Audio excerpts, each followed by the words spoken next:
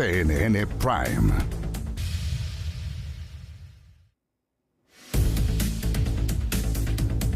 ¿Cómo están? Muy buenas noches, bienvenidas, bienvenidos a CNN Prime. Hoy es lunes, por lo tanto es momento de Dirección La Moneda y no es lunes de tolerancia cero porque mañana va a haber una edición especial en que el entrevistado va a ser el presidente Gabriel Boric. Así es que especial de tolerancia cero mañana, pero hoy CNN Prime con Dirección La Moneda, nuestras reporteras desplegadas y luego contándonos todo lo que pasa detrás del poder. Lo que no saben ustedes, aquí se van a enterar. Pero comencemos la jornada con estos titulares. A 4 días de las críticas de José Antonio Kast al gobierno y de la respuesta del propio presidente Boric y de ministros, fue la inauguración del Congreso Futuro, el escenario donde se encontraron el presidente Gabriel Boric y el mandatario electo. El jefe de Estado pidió al próximo gobernante apoyar el proyecto de Sala Cuna Universal, mientras que Kast negó que en su administración vaya a haber un debilitamiento del conocimiento y la ciencia. Comillas, cada uno en su puesto de combate. Así reaccionó el ex candidato presidencial Johannes Kaiser al ser consultado sobre su decisión y su molestia o incomodidad respecto del gabinete de José Antonio Kast. Desde el Partido Nacional Libertario aseguraron que no saben en qué fase de definiciones ministeriales está la próxima administración. Con incidentes se realizó la primera etapa de desalojo de la toma de San Antonio, que prevé sacar al menos unas 2.000 familias que no están en el paño del terreno que va a ser expropiado por el Estado. El municipio y el gobierno pusieron en marcha distintos mecanismos para apoyar a las familias que han abandonado voluntariamente el lugar. Y en temas internacionales, María Corina Machado se va a reunir con Donald Trump en la Casa Blanca. La líder opositora sostuvo una cita con el Papa León XIV en el Vaticano y se espera que el jueves llegue a Washington después de que el presidente de Estados Unidos le quitara su respaldo para dirigir por ahora Venezuela. Todo esto y mucho más porque aquí comienza CNN Prime.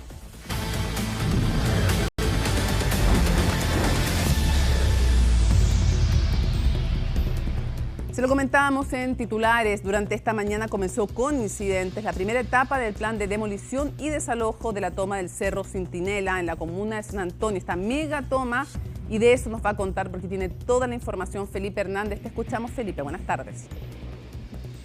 Hola Mónica, ¿qué tal? Muy buenas tardes. Efectivamente, es un inicio, es una primera etapa que se está desarrollando y tenemos que decir en presente porque todo esto está en curso.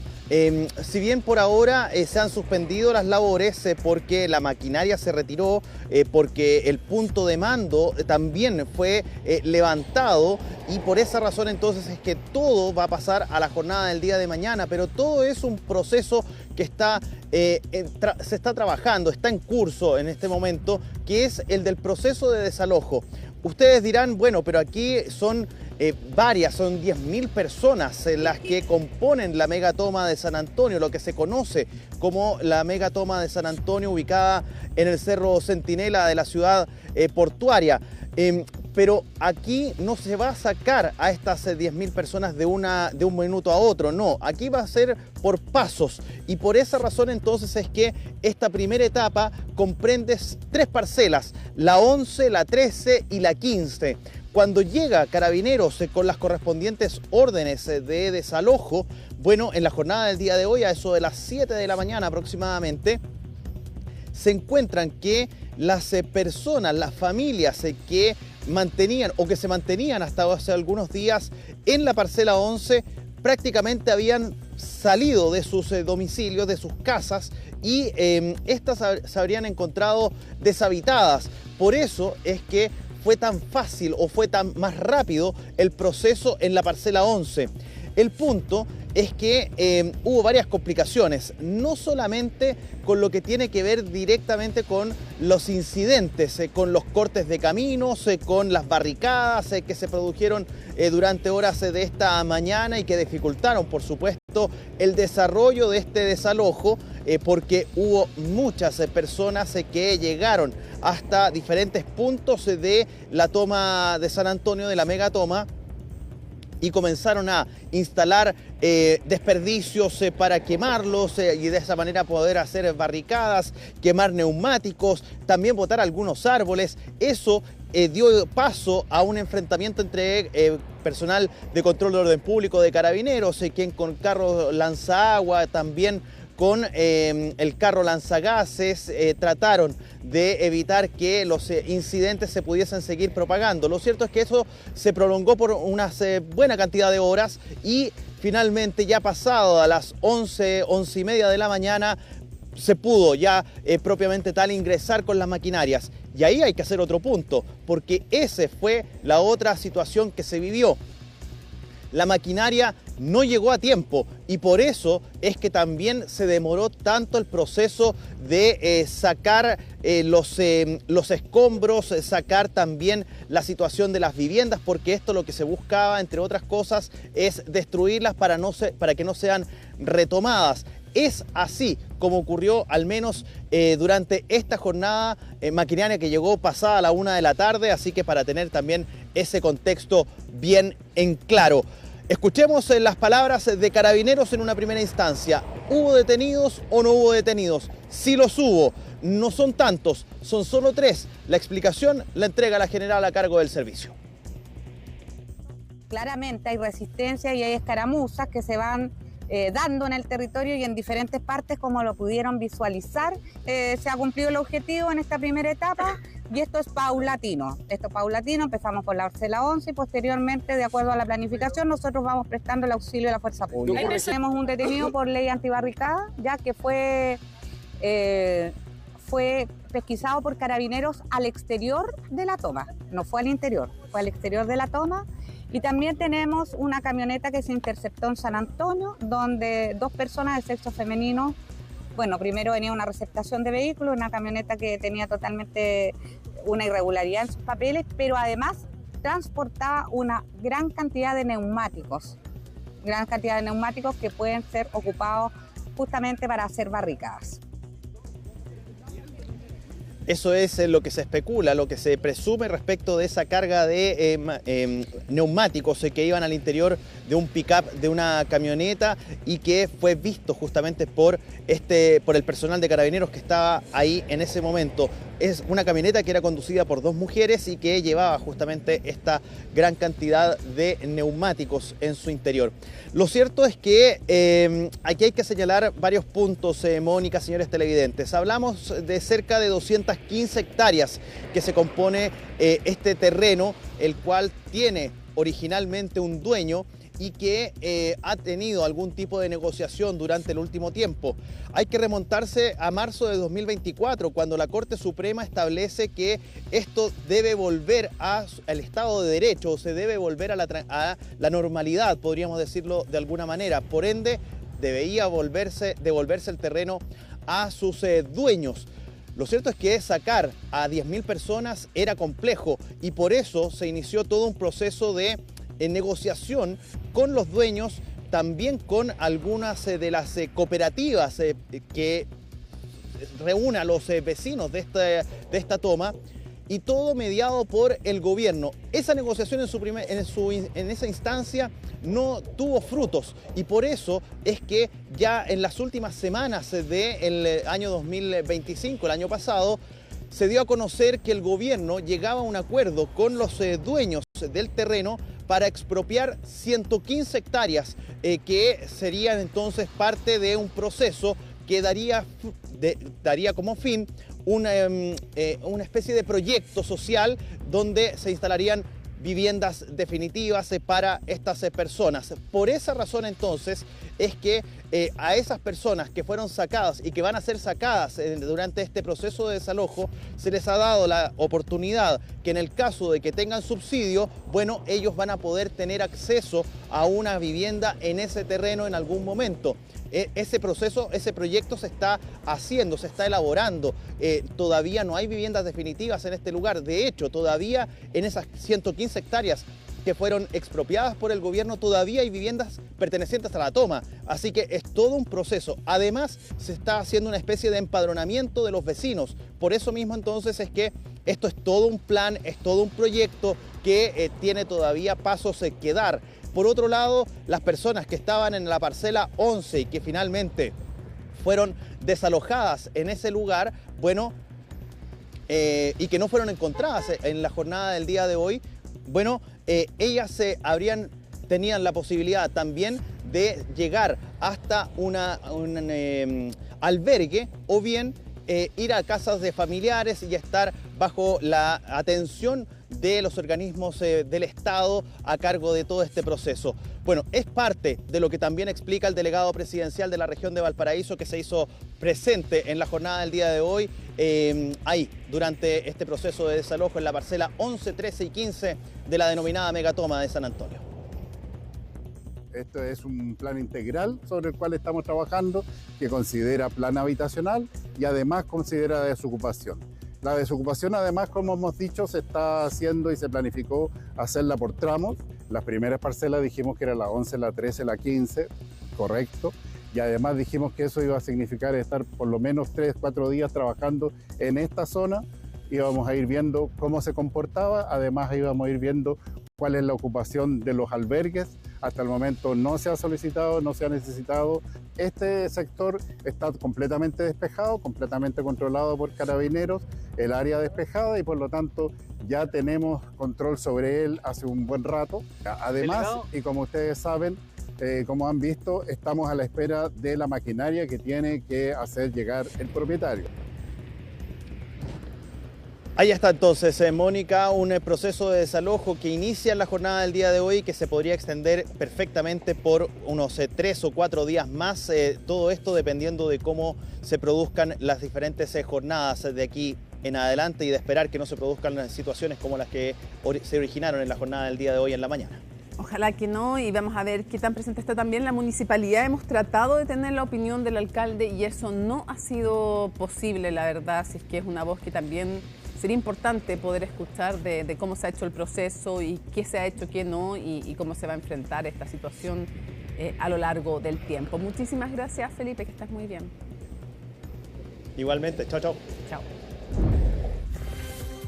Ya lo ven, Conexión Global, momento entonces de conversar con Alicia Contreras, nuestra editora internacional, para revisar lo que está pasando en el mundo, no solo en Venezuela. No solo en Venezuela, aunque siguen pasando cosas. Muchas. Pero vamos a partir primero en Irán porque siguen las manifestaciones que ya se han tornado violentas y hay una represión importante por parte del régimen iraní. De hecho, tenemos imágenes de las afueras del servicio forense iraní donde se ven cuerpos tirados afuera, esperando entonces a ser localizados por sus familiares. Según distintas ONG, ya hay más de 500 muertos en estas manifestaciones que comenzaron primero por la economía, pero que ya se han transformado entonces en contra del régimen iraní. Son cifras de ONG, sin embargo se cree que incluso este número de muertes podría ser incluso mayor. Hay niños también dentro de estos fallecidos por las manifestaciones y por la represión más bien del régimen iraní. También hoy anunció Donald Trump aranceles en contra de los países que comercien con Irán. 25%. 25%. Ayer Donald Trump dijo que estaban sopesando entonces realizar acciones militares en Irán debido a la represión del régimen. También confirmó que podrían estar negociando con este país, pero hoy ya durante la tarde confirmó entonces estos aranceles de un 25% a todos los países que comercien con Irán. Esa ha sido hasta ahora su orden, su decisión más concreta respecto de lo que está pasando en este país. Claro, y una de las cosas que se dice que se podría eventualmente atacar es tratar de bloquear la posibilidad del régimen de dejar sin internet de esta dictadura, que es una dictadura claramente, es una teocracia, es decir, una dictadura religiosa, la de los ayatolás. Entonces, tratar básicamente de inhabilitar la capacidad del régimen para bloquear la infraestructura de internet. ¿Por qué es relevante? Porque efectivamente la penetración de internet, de redes sociales, en Irán es altísima, es súper alta. O sea, del sector y de la región es uno de los más altas y es la forma en que durante la primavera árabe, pero también tradicionalmente en Irán, ha sido la forma en que se han logrado coordinar, obviamente, los disidentes, porque no hay libertad de prensa, evidentemente, no hay posibilidad de libertad de expresión, entonces es a través de las redes sociales cómo se lograban organizar y además es la forma de poder tener algo de información de lo que está pasando, de las muertes, los asesinatos, las desapariciones, las torturas. Ahora, de nuevo, sigue aquí Trump decidiendo de por sí y ante sí dónde interviene, dónde no interviene y cuándo usa la fuerza y cuándo no. Esto no está mediado de nuevo por el Consejo de Seguridad, y por más que uno encuentre, claro, puede ser positivo respecto de Irán, ¿por qué no hacer una acción colectiva como comunidad internacional? Exactamente, ya son 4 días los que Irán está sin internet en este apagón, entonces energético. Digital, también ni siquiera se pueden recibir llamadas desde el exterior en Irán, y eso hace que todo sea más complejo porque también no hay una oposición completamente organizada en Irán, no hay líderes que se pueda percibir que estén liderando entonces estas manifestaciones, entonces también es complejo lo que está ocurriendo. Es bien peligroso ser líder y liderar algo en Irán. Exacto, de hecho llegan declaraciones desde afuera, por ejemplo el hijo del Shah está llamando entonces a manifestaciones. El Shah que fue un dictador también, o sea, digámoslo, un dictador, pero apoyado por Occidente, que produjo una occidentalización de Irán, pero bajo una dictadura muy corrupta, igual como puede ser corrupta esta otra, que es una teocracia, pero básicamente van cambiando los énfasis, y lo que pasa para el que es opositor a la dictadura va cambiando puede ser en un país de signo ideológico, en otro lado puede ser de signo religioso, es que básicamente no tienen ni una libertad y terminan como esos cuerpos que vemos horrorosamente en las calles, muertos, asesinados. Exactamente. Ahora, son pocos los videos que nos han llegado. Este video en particular se ha viralizado porque se ven los cuerpos de afuera entonces de este servicio forense, pero también hay otros videos que muestran entonces la represión iraní, pero son bien pocos los que por una parte se atreven a grabar y que por otra parte pueden hacer llegar al exterior estas imágenes. Hoy se realizó una protesta pro régimen, una manifestación pro régimen que fue transmitida por el canal estatal de Irán también, que está a cargo del régimen iraní, donde participaron distintas autoridades del país. El canciller de Irán dijo que Teherán está listo para la guerra, pero que también está dispuesto a negociar con Estados Unidos. Escuchamos lo que dijo. No buscamos la guerra, pero estamos totalmente preparados para ella. Al mismo tiempo, como he dicho repetidamente, también estamos dispuestos a negociar.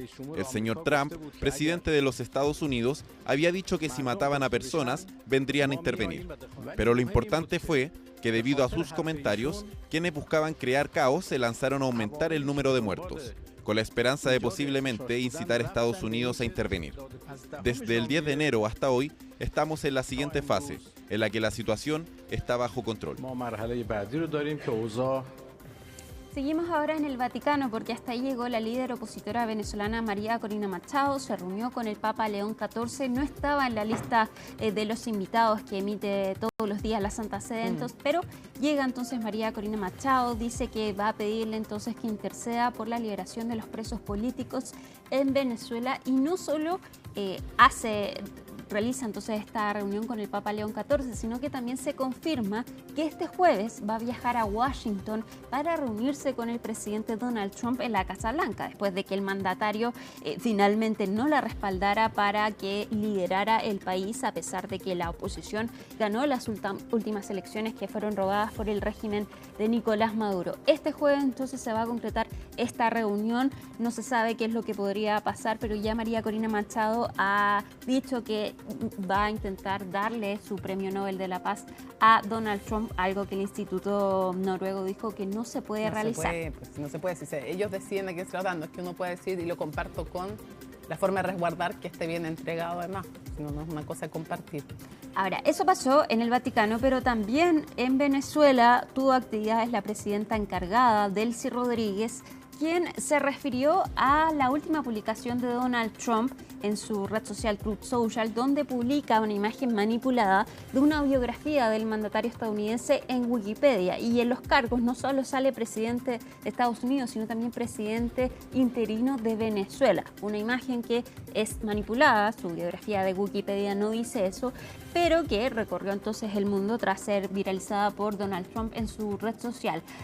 Habló de esto Delcy Rodríguez, la presidenta encargada de Venezuela, y dijo que eso es una caricatura, que la presidenta encargada es ella y que hay un presidente venezolano que está rehén en Estados Unidos, refiriéndose a Nicolás Maduro Moro. Escuchemos lo que dijo Delcy Rodríguez. Bueno, nosotros ratificamos y reafirmamos la soberanía y la independencia de Venezuela.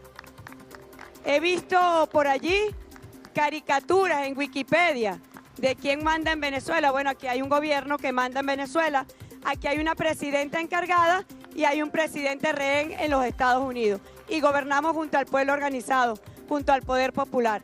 Y avanzamos en relaciones internacionales de respeto en el marco de la legalidad internacional para hacer reivindicar y para proteger los derechos de nuestra amada Venezuela.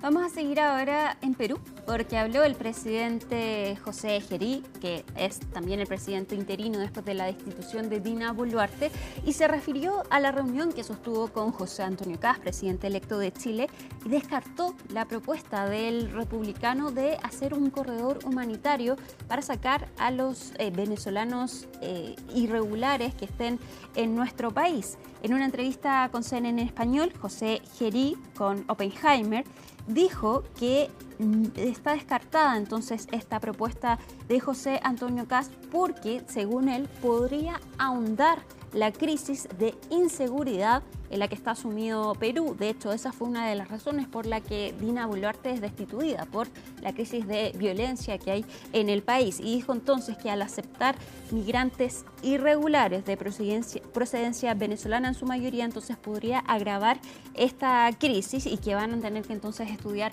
otras propuestas junto con la Cancillería. Ahora, si bien esto podría ser un revés para José Antonio Kast, también hay que decir que en Perú va a haber elecciones presidenciales en abril y que José Gerí debería entregar entonces la banda presidencial el 28 de julio. Escuchamos lo que dijo José Gerí entonces a CNN en español.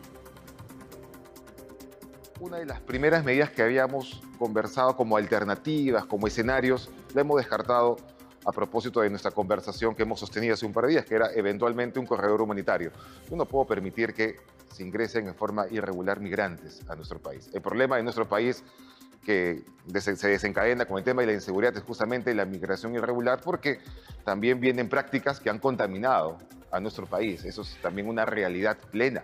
Entonces yo no puedo permitir que haya mayor vulneración de irregulares en nuestro país. Esa medida está descartada de un posible corredor humanitario y tenemos que ver a través de Cancillería qué método vamos a poder, en forma colectiva, para poder darles las facilidades para que los irregulares puedan volver a su país, ¿no? Una vez que se venga a recuperar el orden democrático en Venezuela y también exista la voluntad de parte de los que están acá, pues, ¿no? Ya, le preguntaron en la OPE a José Antonio Kast, al presidente electo, por justamente estas palabras del presidente de Perú, y solo dijo, muy breve, todo va a estar bien. No se preocupe. Claro, vamos a ver. Vamos a ver. Sí. El acierto de ADN también está en el video de nuestros colegas de Radio ADN en que se escucha decir eso, pero obviamente esto va a tener un desarrollo mayor mañana y en las jornadas que siguen.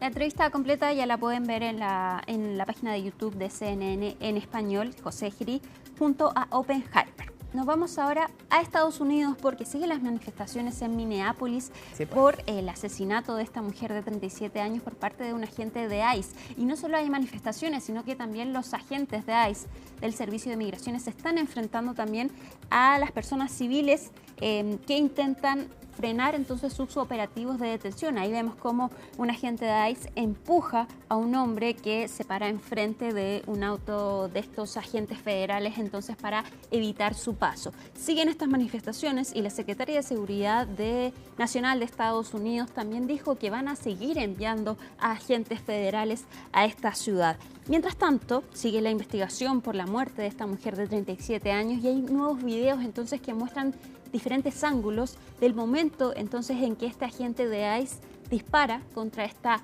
mujer. CNN analizó estos videos y este es el informe.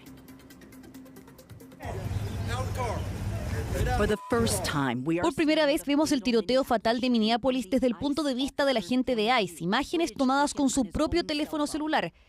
Es un ángulo crucial de muchas cámaras en esta calle, el que capturó el fatal encuentro de René Wood con el agente de inmigración Jonathan Ross. Utilizando imágenes de vigilancia, videos de testigos y el propio teléfono de Ross, CNN sincronizó múltiples perspectivas del tiroteo y mapeó este incidente en un espacio 3D. En conjunto, muestran la imagen más completa hasta la fecha de lo que ocurrió ese día. Una cámara de vigilancia doméstica captura el momento en que René Wood llega en un Honda todoterreno color granate 4 minutos antes del tiroteo. 20 segundos después de su llegada, su pasajera y esposa Becca, con un gorro blanco, baja del coche de Wood.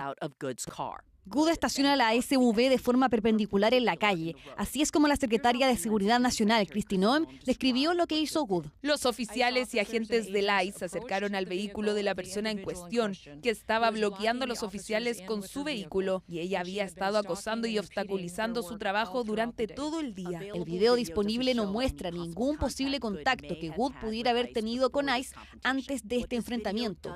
Lo que muestra este video es que durante unos minutos, mientras ella está perpendicular a la calle, pasan varios vehículos. Incluso SUV grandes pueden circular a su alrededor, mientras ella se mueve de un lado a otro de la calle. Y eso incluye esta SUV de color claro. Conduce lentamente alrededor del auto de Good por la parte trasera y se detiene. El agente Jonathan Ross graba un video con su celular mientras cruza frente al auto de Good, grabando mientras la ve de cerca. Ella parece tranquila y se le ven ambas manos mientras habla con el oficial. La esposa de Renee Good, Becca, que viajaba como pasajera en el auto, se acerca. Las cámaras de los celulares en la calle comienzan a grabar, mientras que Ross camina alrededor del auto de Good con su esposa siguiéndolo. Renee Good da marcha atrás con su auto, mientras el agente da la vuelta por delante del vehículo. Al mismo tiempo, en el otro lado, se acercan dos agentes más. Uno intenta abrir la puerta mientras Good retrocede. El vehículo de Good empieza a moverse. En el video del celular de Ross se ve a Becca, la mujer del gorro blanco, intentando volver a subir al auto. También se ve a Renee Good girando el volante a la derecha. Luego acelera, reduciendo la velocidad de nuevo y coincidiendo con la hora exacta de estos dos ángulos. Este ángulo parece mostrar que el vehículo se acerca a la gente, pero en este ángulo no parece estar en la trayectoria del vehículo cuando disparó.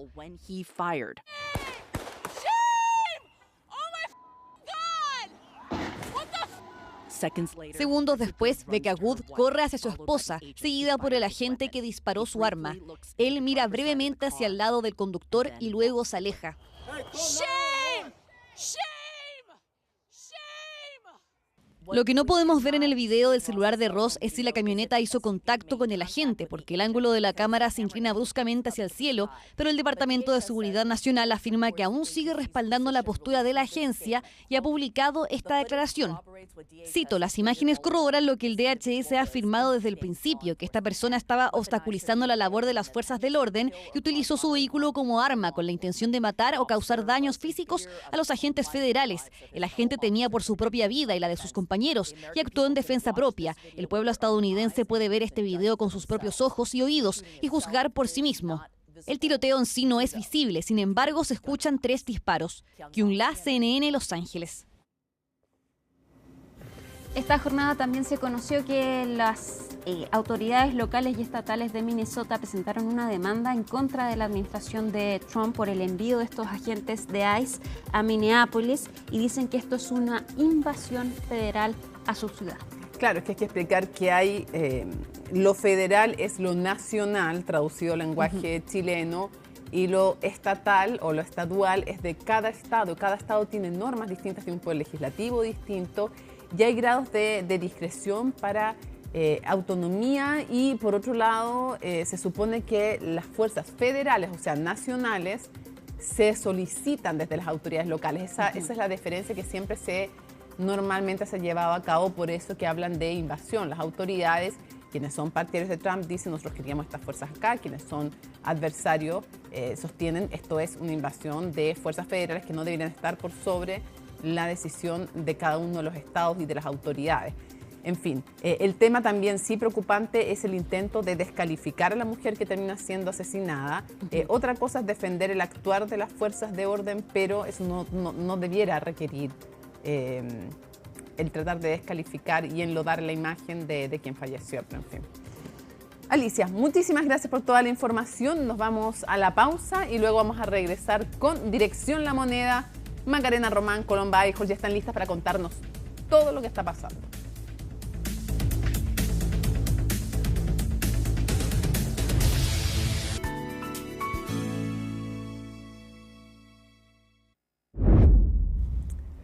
Tras 14 meses de juicio, mañana se va a conocer el veredicto en contra del ex oficial de Carabineros Claudio Crespo, quien arriesga hasta 12 años de cárcel acusado de ser el causante de las lesiones que dejaron sin vista a Gustavo Gatica. Hoy el exfuncionario policial tuvo la oportunidad de emitir sus últimas palabras antes de la decisión de la justicia. Los detalles en el informe de Miguel Ángel Araya. Conforme a los antecedentes, yo podría decir que he sido perseguido por parte del Ministerio Público. Por cerca de una hora, el exteniente coronel de Carabineros, Claudio Crespo, se dirigió a los 3 magistrados que componen el cuarto Tribunal de Juicio Oral en lo Penal de Santiago, en lo que fueron sus últimas palabras tras 14 meses de juicio. Y es que mañana el tribunal deberá dictar un veredicto a favor o en contra del exfuncionario acusado de haber dejado ciego a Gustavo Gatica por medio del uso de la escopeta antimotines en el marco del denominado estallido social.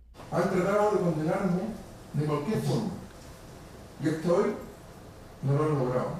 Yo puedo entender que la función de los fiscales es investigar y perseguir la acción penal, pero creo que conmigo ha sido una persecución parcial, con sesgo y personalizada. Yo nunca he visto en un caso 3 fiscales para perseguir a un imputado por un hecho puntual.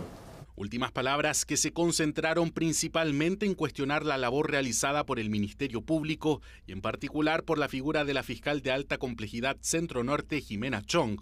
Según el acusado, que arriesga 12 años de cárcel por el delito de apremios ilegítimos con resultado de lesiones graves o gravísimas, el ente persecutor dejó de lado el criterio de imparcialidad, actuando por el contrario sin objetividad, visión que fue compartida por la defensa de Crespo. Creo que en el caso particular de Claudio Crespo, piensen que yo fui fiscal muchos años y trabajé dentro de la fiscalía y por lo tanto les puedo hablar con propiedad que este caso en particular y el tratamiento que se le ha dado a Claudio Crespo es totalmente disímil, distinto a lo que hace generalmente la fiscalía con otros imputados. La instancia contó con la presencia de la víctima del caso, Gustavo Gatica, quien además estuvo acompañado por la senadora y también afectada por lesiones oculares durante el estallido, Fabiola Campillay. Creo que fue una intervención bastante débil, se habló poco del disparo, de lo que el hecho que nos trae acá, se habló muy poco de eso. Quise venir también para ver si había algo de humanidad, si había algo de sensibilidad. Y me decepciona mucho no haberla encontrado.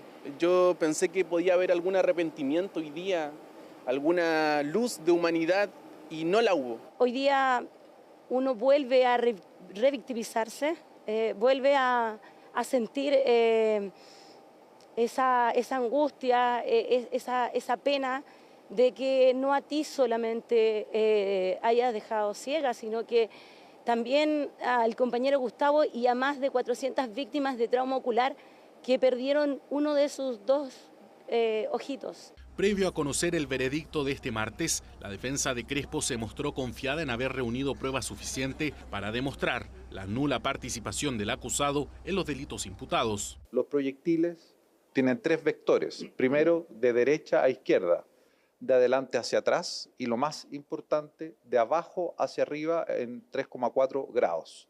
Eso descarta absolutamente la participación de Claudio Crespo en las lesiones de Gustavo Gatica y por lo tanto la Fiscalía se equivocó de blanco y de imputado, que es lo más importante. A las 10:15 de la mañana de este martes está fijada la audiencia donde se conocerá el veredicto de la justicia para definir, tras varios meses de juicio, si Claudio Crespo es culpable de haberle causado la pérdida total de su vista a Gustavo Gatica o si por el contrario es absuelto de los cargos.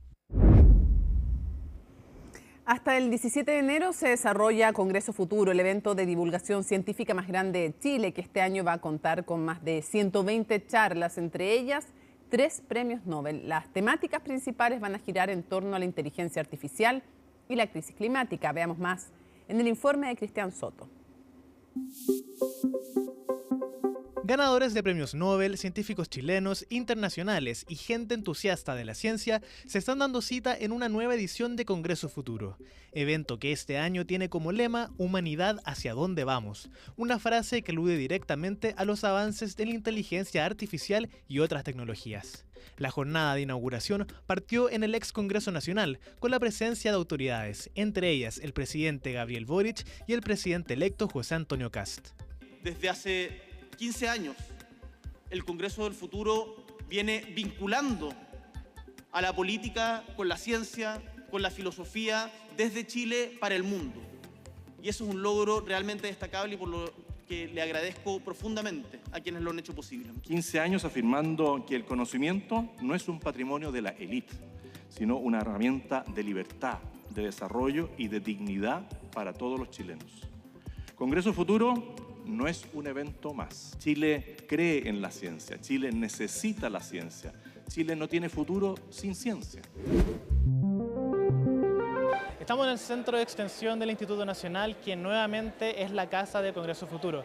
En su 15ª edición, Congreso Futuro contará con más de 120 speakers, 40 de ellos chilenos, la mayor cantidad en la historia de este evento. El puntapié inicial se dio con un homenaje a la destacada astrónoma María Teresa Ruiz, Premio Nacional de Ciencia, quien descubrió la primera enana café y fue la primera presidenta de la Academia Chilena de Ciencias. Quiero decir que me siento más que contenta cuando veo ahora que hay muchas mujeres en la ciencia y además hay muchos buenos divulgadores de la ciencia y en particular en astronomía hay unas divulgadoras pero excelentes, ¿no? que son científicas. Entre el 12 al 17 de enero, Congreso Futuro tendrá presencia no solo en Santiago, sino que en todas las regiones del país. Se realizarán charlas y actividades relacionadas a la inteligencia artificial, el origen de la vida, sostenibilidad, crisis climática, entre otros temas. No hay ningún otro país del planeta que pueda reunir a toda su clase política, a su Senado, Cámara de Diputados, a todas sus universidades, sin exclusión, a los institutos profesionales, a la Academia de Ciencias, al mundo privado, a las regiones con sus gobernadores y a los municipios, a trabajar juntos y a pensar juntos el futuro. Estamos en las 16 regiones del país haciendo un esfuerzo por descentralizar el acceso a la ciencia, la tecnología, la innovación y el conocimiento. Pero además, trabajando durante todo el año en iniciativas como Congreso del Futuro en tu comuna, como Congreso Futuro de Jóvenes, como Congreso Futuro de Niños, Niñas y Adolescentes, para los efectos de poder justamente llevar la ciencia a todos y cada uno de los sectores. Junto a stands de diversas organizaciones científicas y avances tecnológicos como robots humanoides, otra de las atracciones principales de Congreso Futuro son las charlas de 3 premios Nobel. Ardem Pataputian, Nobel de Medicina en 2021, Jack Szostak, Nobel de Química en 2009 y Ratan Lal, Nobel de la Paz en 2007. Es interesante todo lo que tiene que ver con la inteligencia artificial y también el enfoque social que se le ha dado, digamos, a este congreso. Instancia en la cual uno puede aprender mucho, además de conocer gente, que es lo más importante, y poder formarse. Mucha gente a veces no tiene acceso y a veces se queja también de no tener acceso y esta es una súper buena oportunidad donde se puede congregar distintos grupos de personas de edad, estudiantes, gente de la tercera edad y eso para mí es súper importante y una forma buena de participar. El mayor encuentro de la ciencia se vive por estos días en el SEINA, donde distintas charlas en torno a la IA, la sostenibilidad y la reflexión en la Cumbre de la Filosofía se darán cita hasta el sábado 17 de enero. El programa completo está en congresofuturo.cl. Hacemos una pausa y volvemos con Dirección La Moneda. Listas y digo listas, pues somos 3 mujeres aquí para Dirección La Moneda. Estamos viendo armado de gabinete, temas en el oficialismo, en la oposición, en fin, hay tanto que conversar. Macarena, Colomba, gracias por estar como siempre los lunes con nosotros.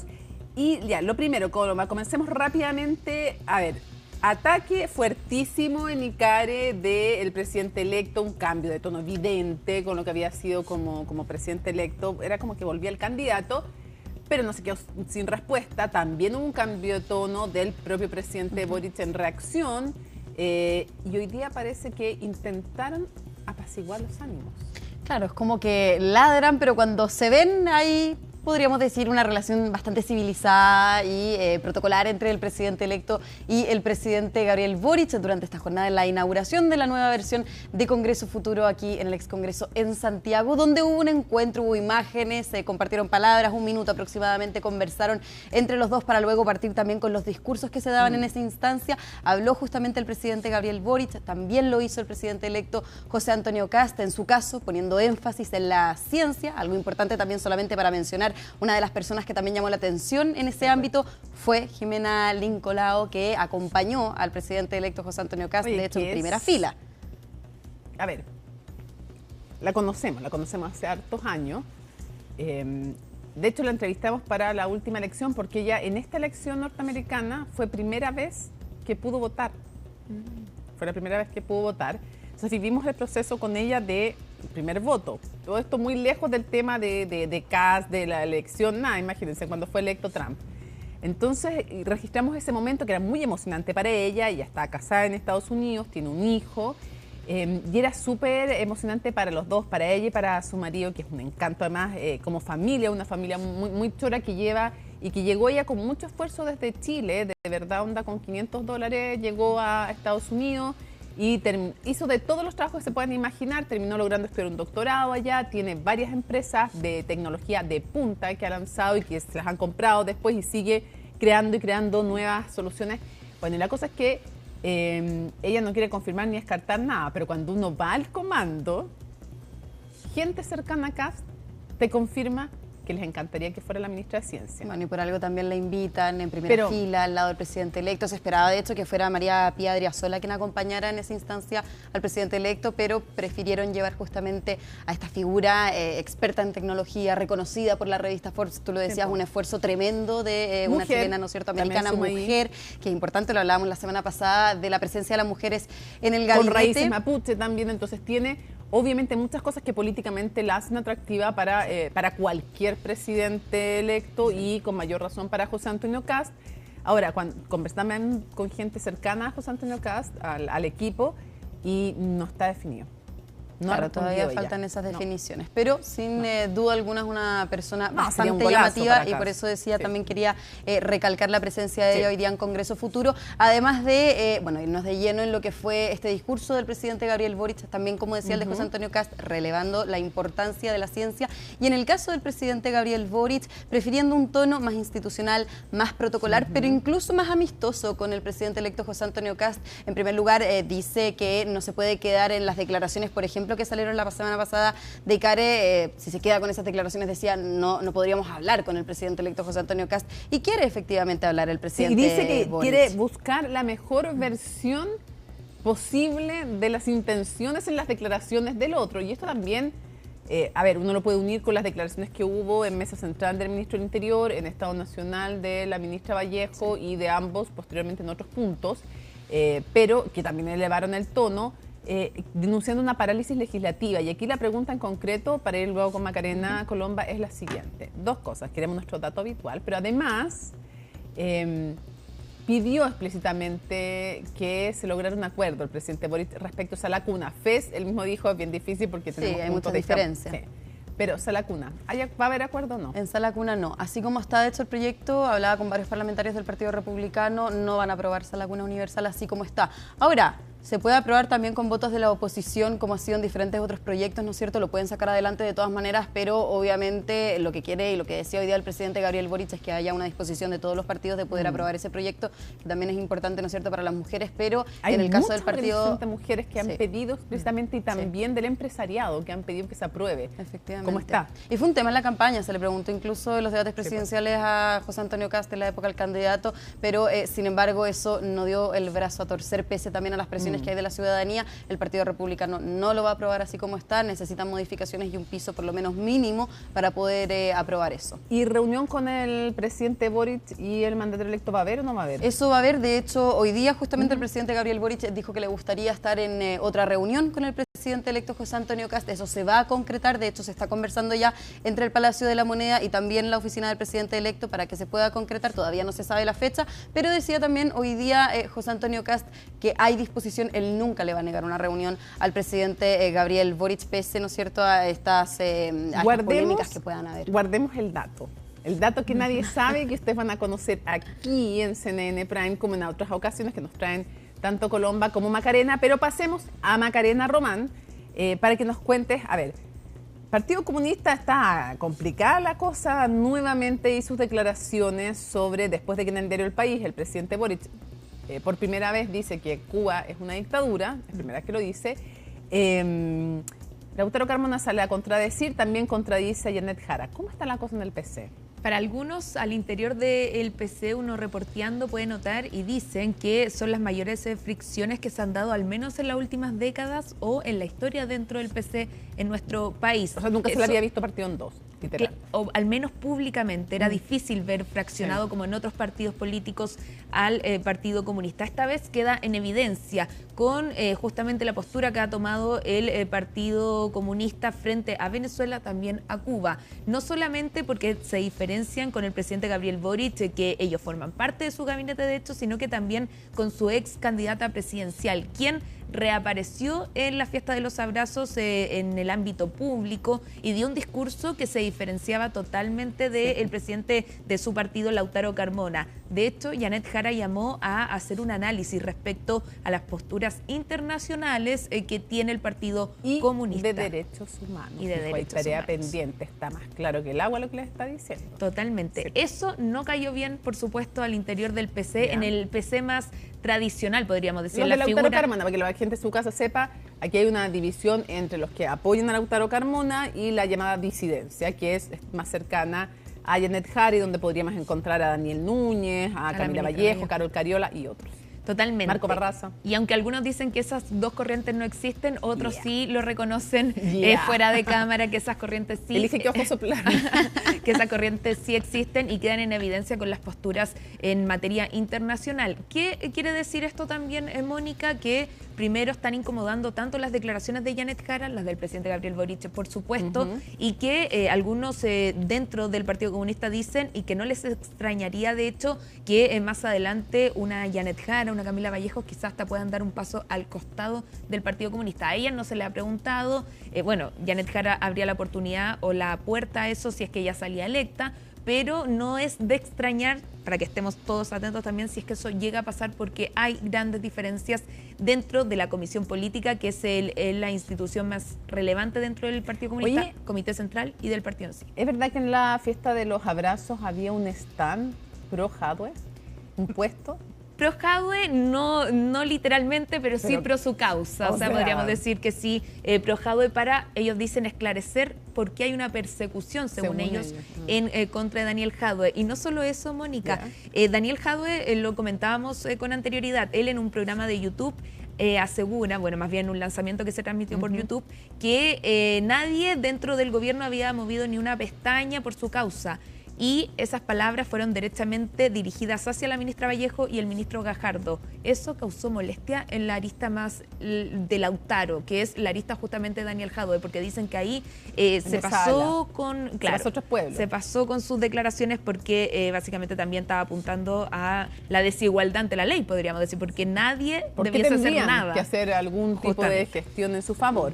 Ok, vamos de nuevo con Colomba. Colomba, ya sabemos que se subió, se bajó el tono, no sé qué más, y lo que sigue llamando la atención es qué pasa con el gabinete. Y aquí sí hay una subida de tono, en vez de bajada, subida, la de Kaiser, que reconoce públicamente hoy día en un punto de prensa, o sea, no fue que se le salió, no, esto se organizó, y dijo que están incómodos. Los nacional libertarios están incómodos. ¿Con qué? Incómodos con la falta de información que ha habido desde la oficina del presidente electo. Ayer, por lo menos, Johannes Kaiser efectivamente dijo en Mesa Central que él no va a ser ministro de nada, punto. Sí, pero hoy día... yo estoy en desacuerdo con esa interpretación. Ok, porque hoy día efectivamente pone más contexto sobre por qué no quiere ser ministro o no va a ser ministro. Es que lo que él está diciendo, creo yo, Johannes Kaiser, diputado, discúlpeme si lo estoy malinterpretando, pero yo lo que entiendo que está diciendo es: a mí nadie me ha llamado, no me consideren. No me consideren, o sea, dejen de poner mi nombre porque nadie me ha llamado, nadie me da, más encima ni siquiera tenemos información. Entonces, no es que él esté diciendo, si me ofrecen no voy a hacer. Lo que yo entiendo es que está diciendo, hasta ahora a mí no me han ofrecido, entonces ¿para qué poner mi nombre si nadie me ha ofrecido?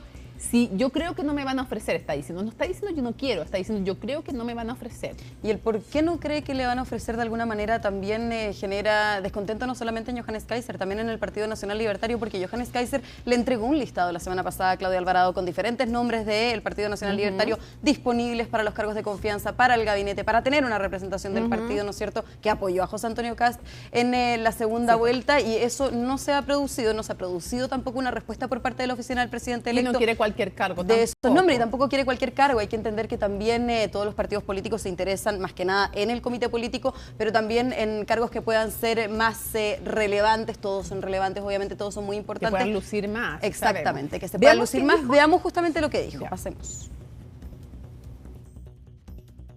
No, yo creo que esa determinación ya fue fue tomada de manera orgánica en lo que era el diseño.